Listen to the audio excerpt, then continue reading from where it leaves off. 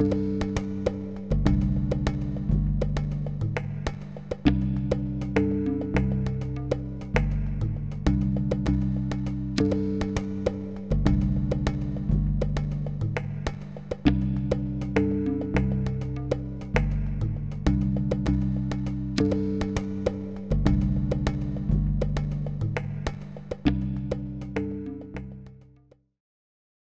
tous les petits garçons, pompier, infirmier, enfin que les métiers qu'on perçoit. Mais globalement, j'avais aussi le rêve de gagner beaucoup d'argent. Alors, je ne sais pas si c'est un rêve sain ou normal. Je suis issu d'une famille dans laquelle l'accès à la culture est quelque chose de plus important que l'argent. Mon père a fait, je crois, 18 ans ou 19 ans d'études après le bac. Ma maman, pas mal d'études aussi. Donc j'ai toujours connu ma famille en train de faire des études. Et la notion d'argent, c'était vraiment pas quelque chose qui semblait soucieux. Mais vers l'âge de 15 ans, donc après les rêves de devenir pompier et autres choses plus normales, j'ai eu l'envie d'avoir des activités professionnelles rémunératrices, sans savoir ce que ça voulait dire et ce que ça pouvait apporter à ma vie. Mon père, il a fait donc son droit et sa médecine, et après il était responsable des brevets dans une entreprise de chimie pharmaceutique. Et ma mère était expert comptable dans du semi-public, à l'école vétérinaire de Maisons-Alfort. Dans la conception dans laquelle j'ai été éduqué, je corresponds plutôt à l'échec. C'est globalement le modèle familial, c'était tu passes ton bac, tu fais 10 ans d'études, n'importe quoi, ce que tu veux, de la philo, des maths ou autre chose, et puis après tu as un bagage culturel, le reste c'est pas très grave.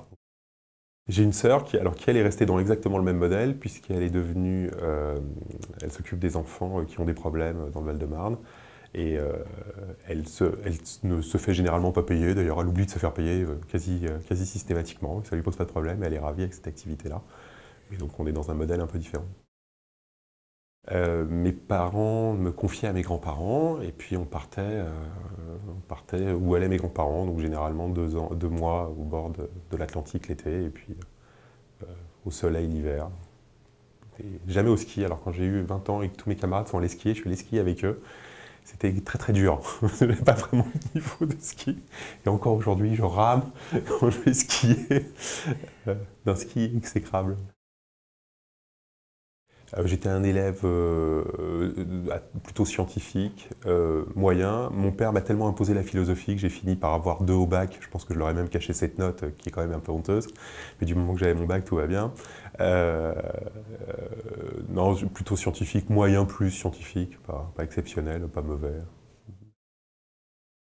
J'avais mes amis scolaires classiques et les études scientifiques poussaient quand même pas tellement à l'amitié, où globalement on était dans un format scolaire très rigide. Je me souviens je sais plus, 6 heures ou 7 heures, ça doit toujours exister, 6 ou 7 heures de maths d'affilée, non, j'exagère, parce qu'on commençait à 14 heures, on terminait à 20 heures, donc 6 heures de maths d'affilée, qui je pense, je ne sais même pas comment les gens supportent, mais ça favorisait pas tellement le rapprochement entre camarades, parce qu'il n'y avait pas de coupure ou pas de récréation. Puis après, je partais faire ma vie professionnelle. Donc à partir de mon bac, ça a été un peu une coupure avec globalement les amitiés scolaires. Enfin, j'ai été un peu arrêté par ma vie professionnelle dans mes études, mais globalement, j'ai eu un bac scientifique, j'ai commencé à faire maths sup, j'ai commencé vraiment à travailler à temps complet pendant ma maths sup, et puis j'ai passé quelques concours à la fin de ma maths spé en ratant toutes les grandes écoles dont je critique sûrement par jalousie depuis les diplômés. Voilà, et puis j'étais dans une vie professionnelle, j'avais une rémunération suffisante et j'étais dans un mode professionnel complet. Vers l'âge de 16 ans, en commençant à travailler pour des grandes entreprises de manière indépendante, on avait, il a existé dans les années 80 l'émergence d'une... Il y a eu en France, et probablement dans le monde, plusieurs générations d'entrepreneurs, mais en France, dans les nouvelles technologies. Mais en France, il y a eu un cycle au début des années 80 avec l'émergence du Minitel, où les grandes entreprises ne savaient pas faire et faisaient appel à des gens pour créer leur service Minitel. Et on était une petite dizaine en France à faire ça, on avait à peu près le même âge, on était étudiants, et on travaillait pour ces groupes le mercredi et le week-end. Donc c'était le début d'une aventure différent dans lequel on créait quelque chose. Donc on avait la notion d'entrepreneur, même si elle n'était pas à la mode à ce moment-là, on avait cette notion d'entrepreneur, de créer nos propres petites sociétés et de créer des produits pour ces entreprises. C'était surrémunéré, je crois qu'on était payé, je sais pas, je me souviens de mon temps en colosso, je sais plus si c'était 10 000 francs la journée ou la semaine, mais c'était colossal. C'était pour nous enfants, je gagnais plus que mes parents à l'âge de 17 ans. J'ai jamais eu le sentiment de sortir du lot et j'ai passé ma vie à tenter de me faire croire ou de faire croire que j'étais alors vraiment intégré dans le lot. Mais non, c'était un... Enfin, je ne pense pas, si par le fait que je travaillais, qui était assez peu courant en maths sup à côté, mais globalement, il n'y avait pas de différence entre mes camarades et moi. Enfin, je pense pas, il n'y a jamais eu.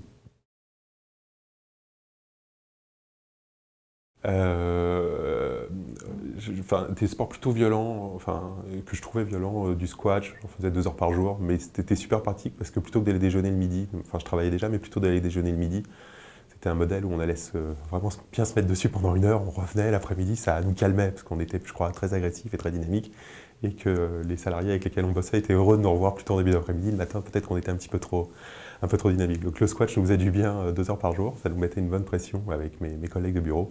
Et puis j'ai toujours pratiqué de l'aspect logie urbaine, qui est le plaisir de la découverte, d'aller à des endroits inconnus dans les villes, de les découvrir et d'avancer dans ce sens.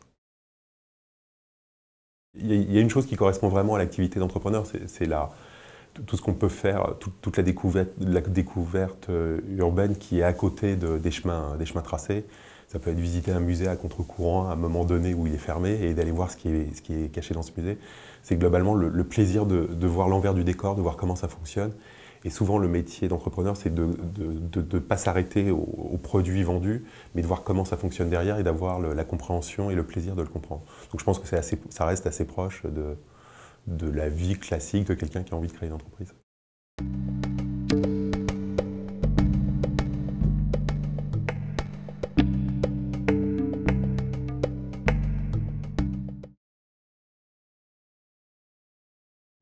La volonté d'avoir la connaissance technique, donc de savoir l'intérêt de l'ordinateur, et derrière, ça découle assez naturellement, et puis le plaisir de gagner de l'argent, enfin le double moteur de l'intérêt de comment ça marche derrière, et comment marche l'ordinateur, comment on le fait marcher, comment on arrive à lui faire quelque chose, et de ce gain financier.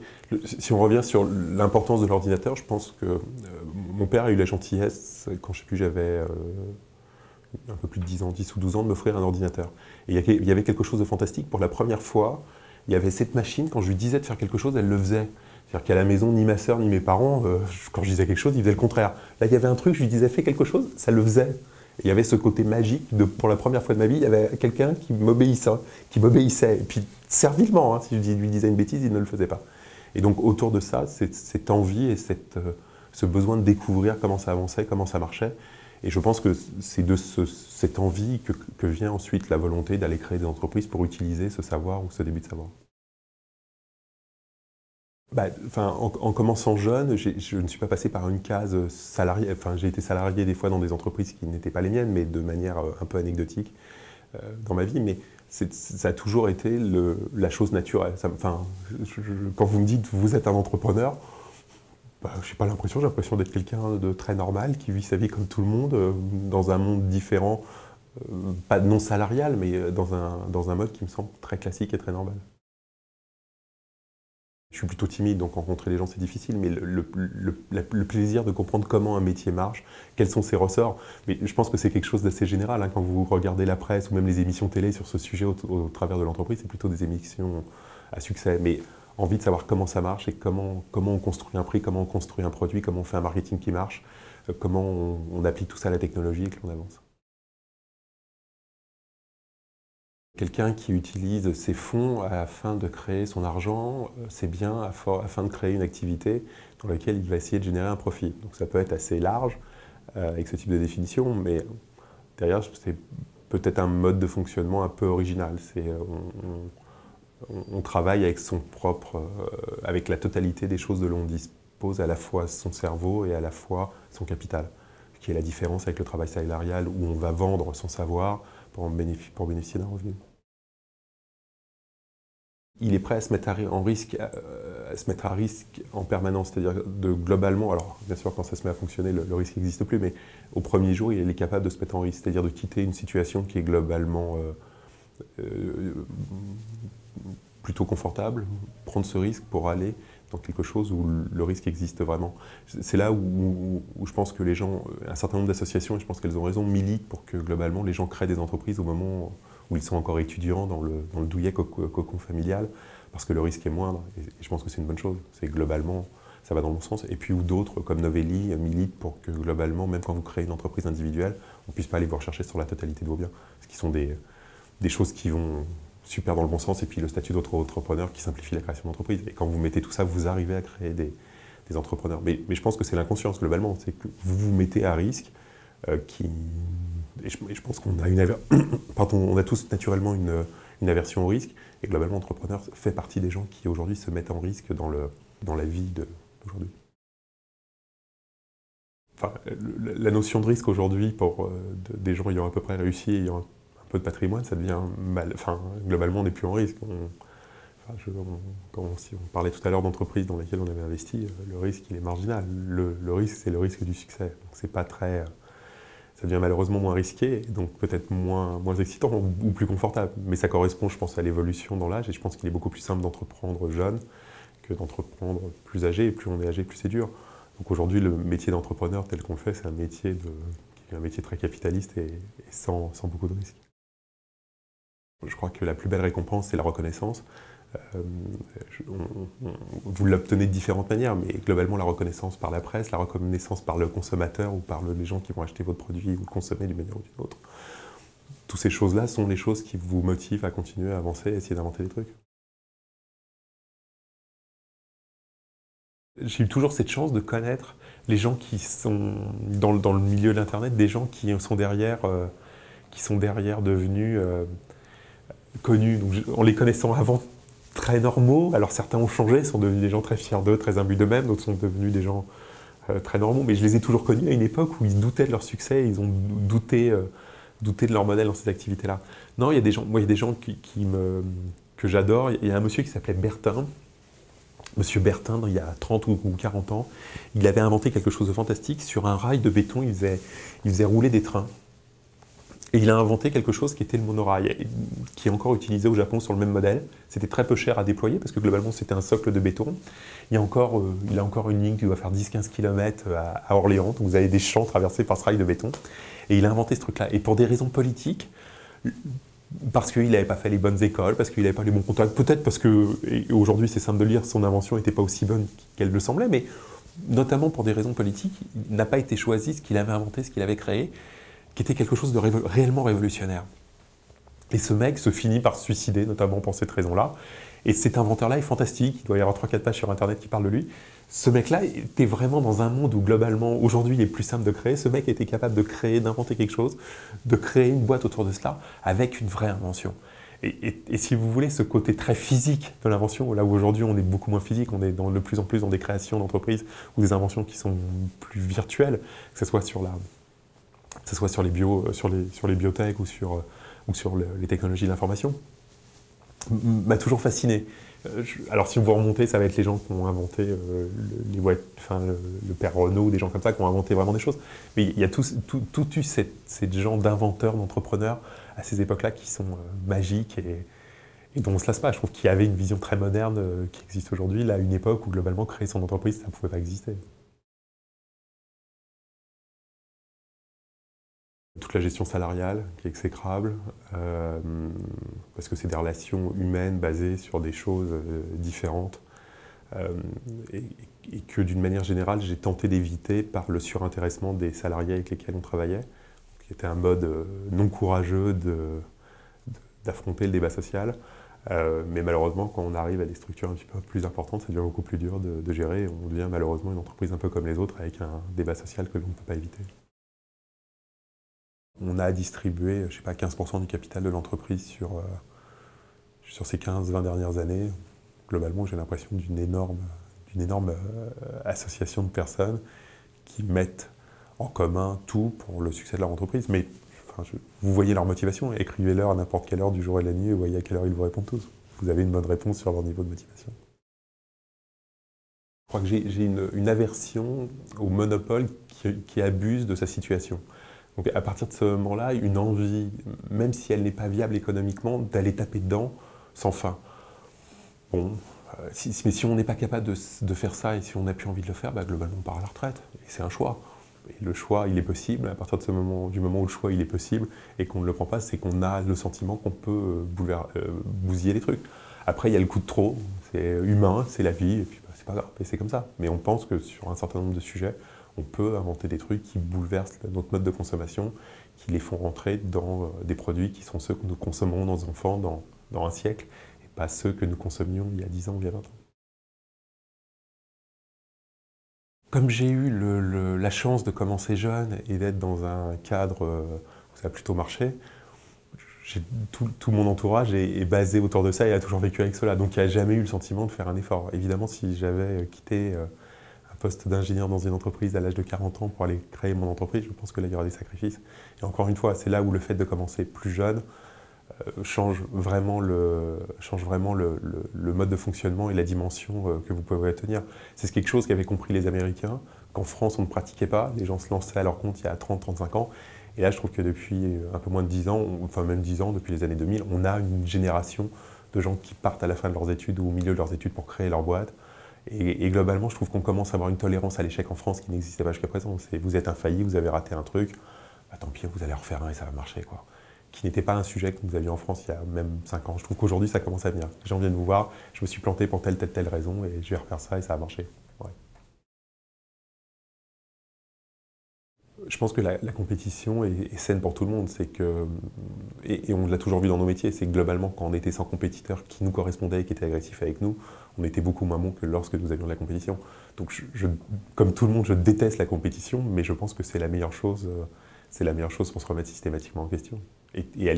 Enfin, je trouve que la compétition, quand elle est régulière et basée sur des choses normales, tant que ça puisse exister, elle est super saine pour tout le monde, y compris pour l'économie, et surtout, seule la compétition entraîne l'enrichissement de la population, puisque globalement, la concurrence améliore la compétition améliore les prix et améliore le produit, et augmente la richesse, dans tous les cas, du consommateur. Donc elle l'enrichit. Donc c'est la progression du niveau de vie de la totalité des Français, si on se limite à notre pays, dépend du niveau de la compétition qui existe sur les marchés que nous consommons. L'imprévu, c'est le tiers ou c'est des choses tierces qui vont intervenir dans le système bien rodé qu'on a imaginé et qu'on pense parfait. Ah, c'est aussi le piment parce que globalement, c'est ce qui est capable de vous mettre un peu d'adrénaline dans l'action parce que sans ça, vous n'avez pas d'adrénaline dans l'action.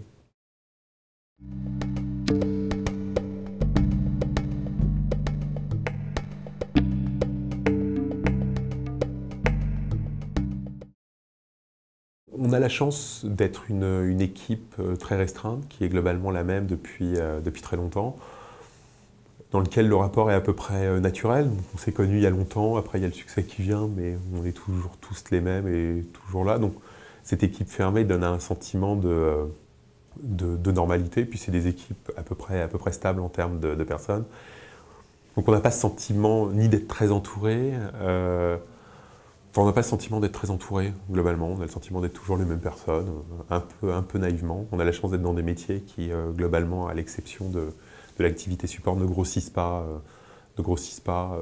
fortement, parce qu'on peut, avec la même équipe... C'est le bonheur d'ailleurs des métiers autour d'Internet, c'est qu'avec la même équipe, vous pouvez avoir un client ou 1 milliard de clients et sans changer drastiquement les fonctions de pensée, de développement, d'écriture autour. Donc ces métiers permettent d'avoir des choses... qui peuvent rester des sortes de PME assez simples à manœuvrer.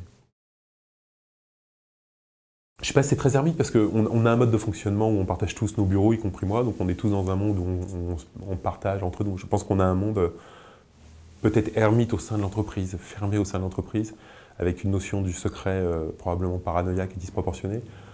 Enfin, rien à côté de celle de quelques-uns de nos camarades comme chez Apple, où, alors là, à côté on est des enfants de cœur, mais avec un monde fermé, clos, avec les mêmes personnes qui sont là, ermite au sens de l'entreprise, plus qu'au sens personnel. Je ne sais pas si on est prêt à écouter des conseils. Je pense que vous avez des tonnes de gens qui vous en donnent plus ou moins gratuitement, donc vous doutez généralement de la franchise ou de l'intérêt à vous répondre et à vous aider. Voilà, je ne sais pas à qui on fait confiance. On a d'un certain nombre de personnes qui nous suivent depuis des années, que l'on écoute. Et puis après, c'est souvent le dernier qui a parlé qui a raison. Et encore une fois, ça me semble très naturel, très humain. On est dans un mode de fonctionnement et dans une entreprise où globalement toutes les décisions sont collégiales, où, quelles que soient mes activités, je ne suis qu'une voix parmi d'autres. et dans laquelle mon taux d'erreur doit être important et souvent pondéré par l'intelligence des gens qui co-choisissent. Donc je bénéficie de leur expertise et qui probablement m'évite de faire beaucoup d'erreurs. Donc je pense que c'est vraiment un mode de décision collégial, systématique, et dans ce sens un peu particulier. Alors chez nous, le mot collaborateur n'existe pas trop, on est plutôt, c'est une bande, on dit toujours associative, c'est un peu exagéré, mais c'est une bande d'associés assez classique. C'est qu'ils soient capables de faire tout ce que l'on ne fait pas. Donc étant un timide, maladif, c'est qu'ils soient capables de faire la totalité des choses que je ne suis pas capable de faire en tant que timide. C'est leur capacité à gérer et à structurer ce que je ne sais pas faire et pas bien faire. C'est leur capacité à gérer le dialogue social, ce que je ne sais pas faire avec le reste de l'entreprise. Voilà, c'est un certain nombre de choses comme ça, mais c'est globalement de faire tout ce que je ne sais pas faire, c'est-à-dire pas loin de tout, quoi. Je pense que, comme très naturellement, j'ai parfois tendance à m'approprier leur travail, ce qui est extrêmement honteux. Donc c'est plutôt ce que je n'aime pas faire vis-à-vis d'eux. C'est-à-dire de ne pas respecter ou d'avoir le sentiment d'être mis en avant alors que le travail est collégial et que c'est souvent injustifié. Alors après, il y a des gens qui aiment les honneurs, d'autres pas. Donc je suis très partageur des honneurs parce que, étant très mal à l'aise en face d'eux, quand quelqu'un les prend, c'est fantastique. Vous voyez, quand on a un diplôme, une médaille, un truc comme ça, je suis toujours ravi de ne pas y aller parce que c'est fantastique de pouvoir l'éviter. Lié à l'argent, vous avez une méfiance naturelle des gens et qui devient maladive avec le temps. Globalement, vous voyez des ennemis partout systématiquement. Donc c'est assez dur. Je sais pas, je pense que les amitiés de jeunesse deviennent très différentes. Ça devient des amitiés professionnelles, un peu obligées et un peu différentes. Donc je sais pas comment on gagne notre confiance. Je sais pas vous répondre. Je pense que c'est encore une fois une notion de chance partagée à un instant donné. Et puis après, c'est la durée.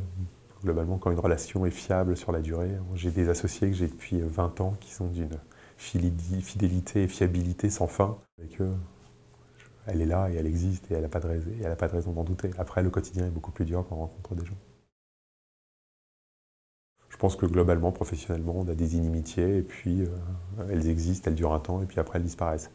Et alors, on a des gens avec qui on reste en relation, qui sont nos meilleurs ennemis, et globalement avec qui on est quand même très proche. Quel est mon plus grand talent? Est-ce que j'ai un talent? Je sais pas. J'aimerais vous dire d'écouter les gens, mais je pense que c'est faux et que je les écoute pas. D'être capable de mettre la pression sur les gens pour qu'il y ait peut-être quelque chose qui soit capable de sortir au bout. Donc d'être capable de sortir d'une gentillesse naturelle pour devenir un faux méchant et que ça finisse par marcher. Voilà. C'était la question de tout à l'heure sur la réflexion et l'action. C'est globalement être capable de sortir du cocon douillet de la préparation du produit pour lui dire maintenant le produit, il faut qu'il soit terminé, qu'il fonctionne, qu'il soit lancé, qu'il soit sur le marché. Et qui est toujours une étape très difficile. On va créer le produit en 10 jours, mais après pour le sortir ou le peaufiner ou la peur de le sortir, là on peut mettre des mois et des mois. Pas sûr de ne pas avoir de doute, excepté bien sûr publiquement. Bon, publiquement on n'a jamais aucun doute, mais en dehors de ça, systématiquement, toujours l'impression de ne pas faire le maximum, toujours l'impression de ne pas y avoir passé assez de temps, toujours l'impression de ne pas être allé au bout des choses. Je pense que l'entreprise, c'est une aventure humaine. Et puis si elle existe, elle continue d'exister, qu'on est toujours là, c'est globalement, ça ne doit pas être si mal que ça. Donc je pense que c'est la plus grande fierté. Alors après arrive la satisfaction des gens, la reconnaissance des gens pour un produit qui leur plaît.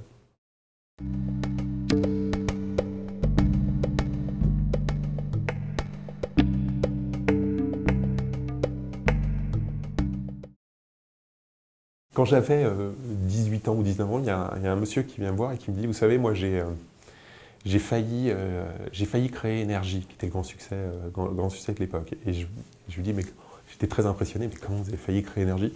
Eh bien, un jour j'ai pensé, j'ai défini exactement le modèle.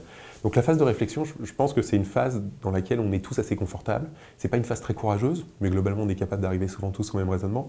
Après, la mise en pratique est beaucoup plus dure, parce que quand il s'agit de mettre en pratique sa réflexion d'hier soir, on s'aperçoit que les petits détails quotidiens ont tendance à vous compliquer quand même très fortement l'ensemble. Donc la phase de réflexion est quand même beaucoup plus confortable, néanmoins la phase d'action est quand même beaucoup plus difficile et beaucoup plus complexe à mettre en œuvre. Mais globalement, c'est sur la mise en œuvre que globalement existe le succès. Parce que je pense qu'on a systématiquement, on est des milliers à avoir la même idée au même instant et que la mise en pratique va tout changer.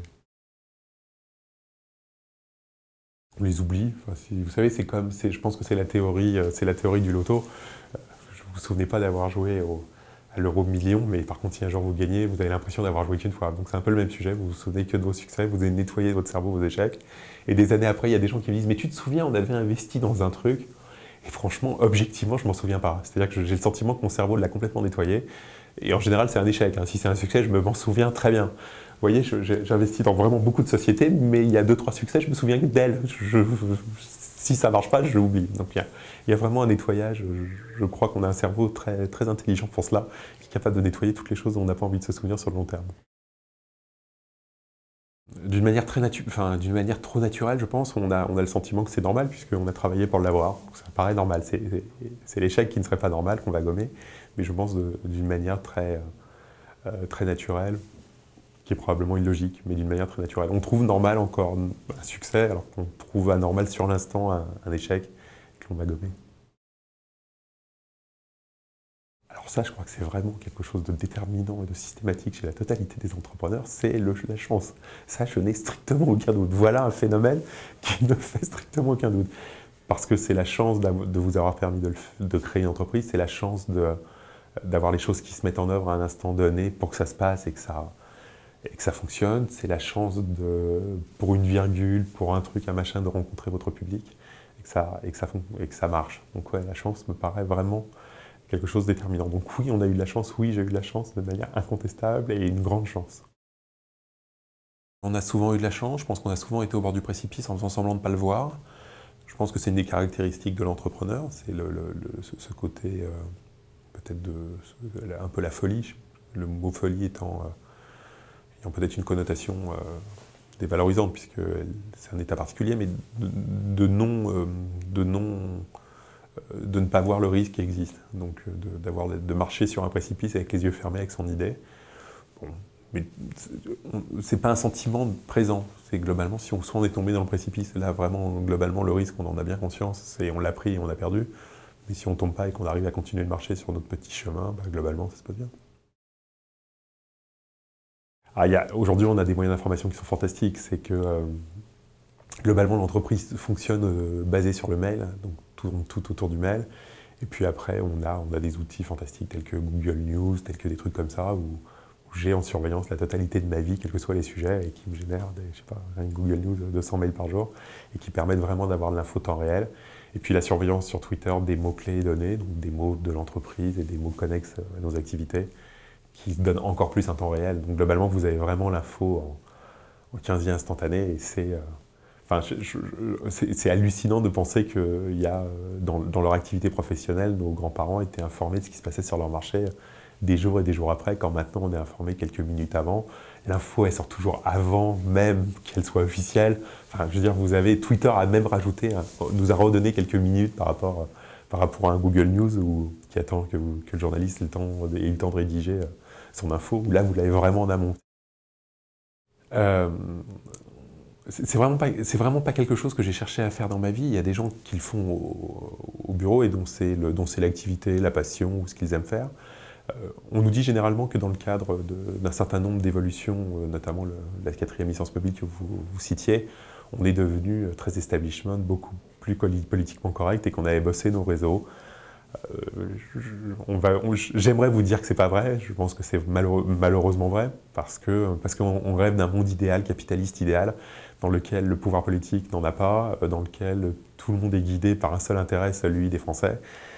Malheureusement, on s'aperçoit que ce doux monde n'existe pas comme cela, et qu'à partir de ce moment-là, il faut tenter d'aller défendre ses idées et influencer les uns et les autres, et donc se créer ce mot horrible qui est un network au sein du monde politique, et puis vous apercevez que d'autres personnes cherchent aussi à se rapprocher de vous pour que vous soyez la même chose que vous demandez à d'autres, ce qui n'est pas toujours très confortable non plus. Mais bon, c'est une obligation naturelle. Donc on devient politiquement correct, qui est tout le contraire de, globalement, si j'avais dû imaginer ce que j'aurais souhaité faire un jour dans ma vie, ne correspondait vraiment à aucun moment à cela. Ouais, donc ça revient sur la notion de compétition et de concurrence, ouais, parce que globalement, elle est saine pour tout le monde et que c'est le seul élément qui permet de créer, d'inventer, c'est globalement de surprendre dans un monde concurrentiel qui semble toujours plus dur. Je ne suis pas sûr qu'il soit plus dur. Il y a un truc qui est hallucinant, c'est quand vous allez voir les applis sur iPhone et vous dites « Ah, je suis un génie, je vais être capable d'inventer une appli sur iPhone qui n'existe pas ». Et vous cherchez, vous apercevez que tout existe. Tout existe. Donc votre seul moyen, de toute manière, c'est de vous rapprocher, alors soit de réussir à trouver une idée géniale, ce que font des gens régulièrement, soit de vous rapprocher de quelque chose qui existe, et de partir dans la bagarre autour de ce produit pour le rendre 10 fois meilleur et fantastique. Mais globalement, la compétition, elle est affreuse, affreuse, affreuse. Et sur des tonnes de sujets que l'on a, sur les rares trucs, enfin sur les quelque chose qu'on a réussi à inventer dans notre vie et dans le professionnel, on a aujourd'hui des dizaines ou des centaines de copies, plus ou moins serviles, et puis parmi eux, sûrement des gens qui ont réussi à inventer quelque chose et qui nous ont mangé un bout de part de marché sans qu'on le constate, parce qu'ils ont été plus brillants que nous. Mais la bagarre, elle est vraiment saine pour le consommateur, elle est vraiment nécessaire. C'est ce qui nous enrichit tous.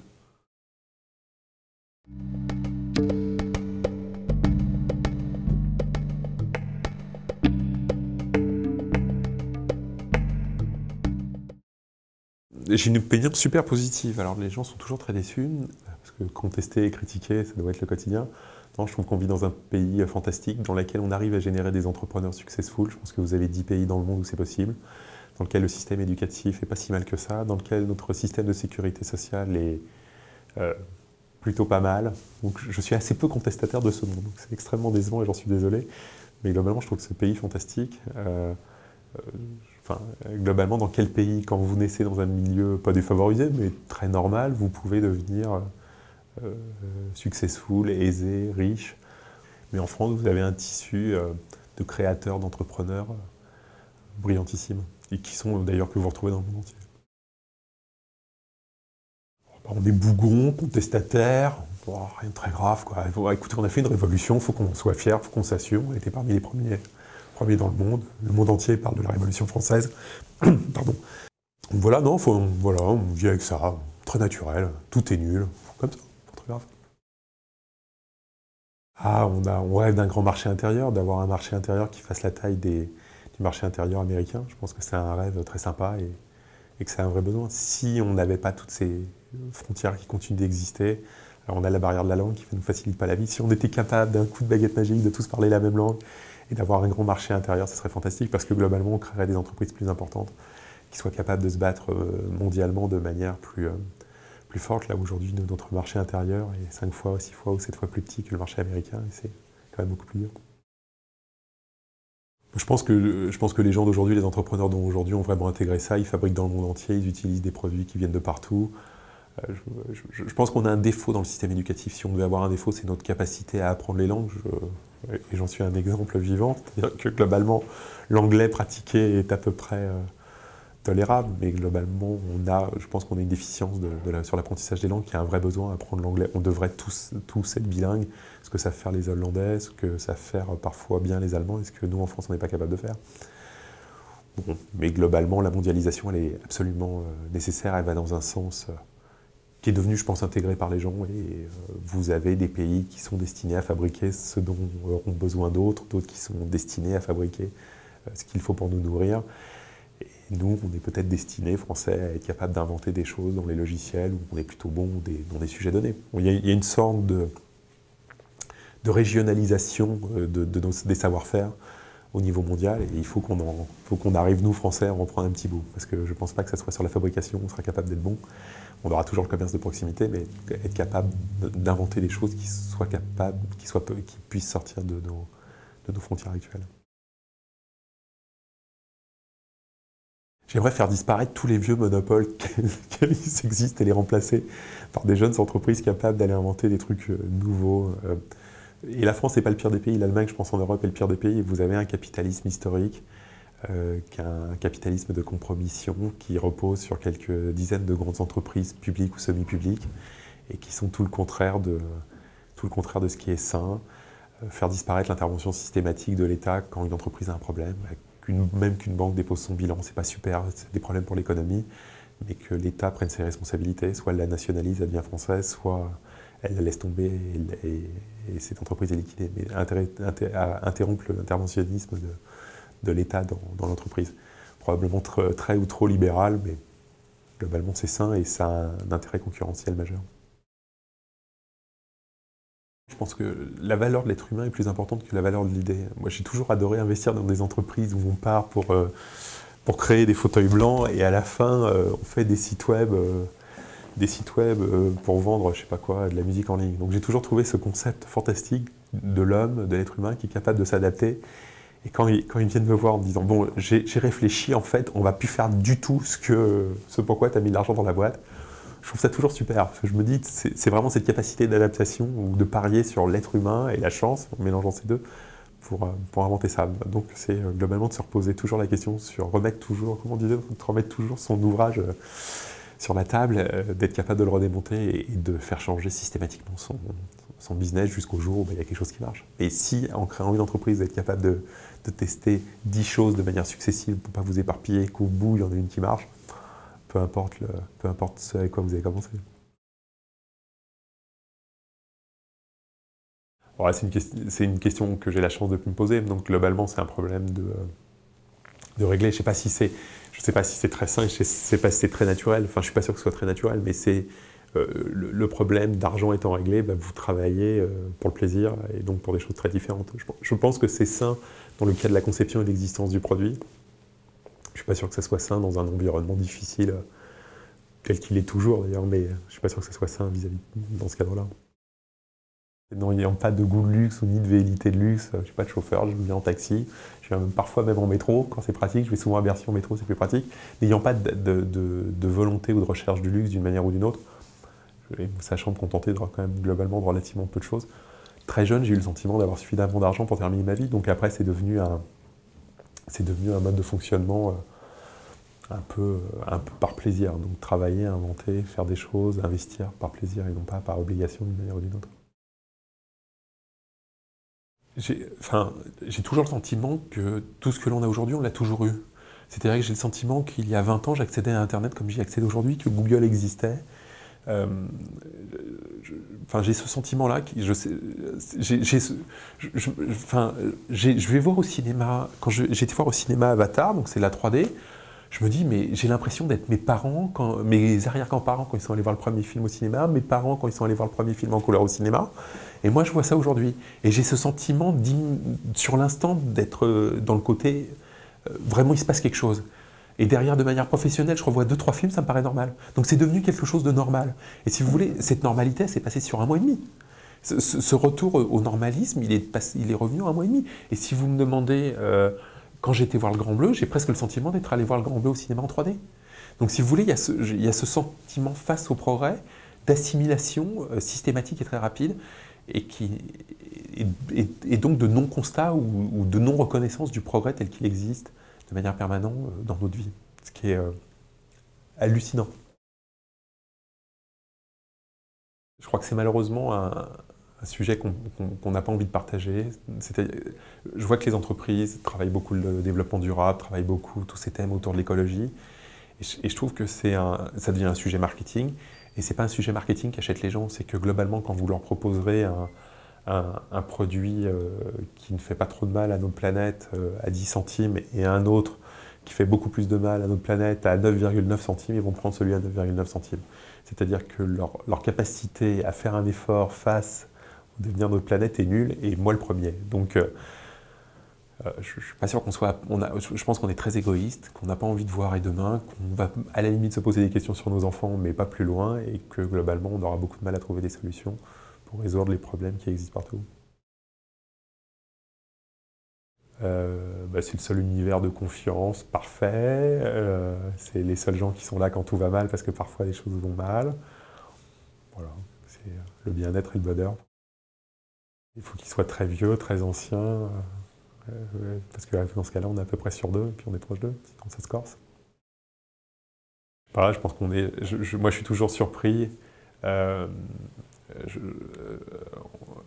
par la vie animale. Globalement, je pense qu'on est des animaux, peut-être donc avec un tout petit peu plus de cerveau, et que globalement, on a toujours le sentiment d'être différent, et qu'on est une énorme masse de quelques milliards de gens qui sont là, par hasard, pas trop ce qu'on fait là.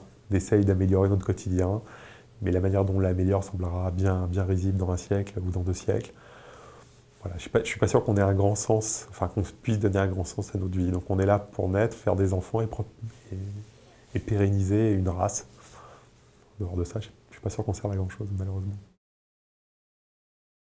Si dans un rêve parfait, idéal, vous écrivez quelque chose sur ma tombe, c'est globalement, il a cassé des monopoles. Moi, ça, je touche mon truc, donc je serais ravi avec ça. Le reste derrière, globalement, pas de volonté de laisser quelque chose, ou pas de volonté de laisser ma trace dans l'histoire.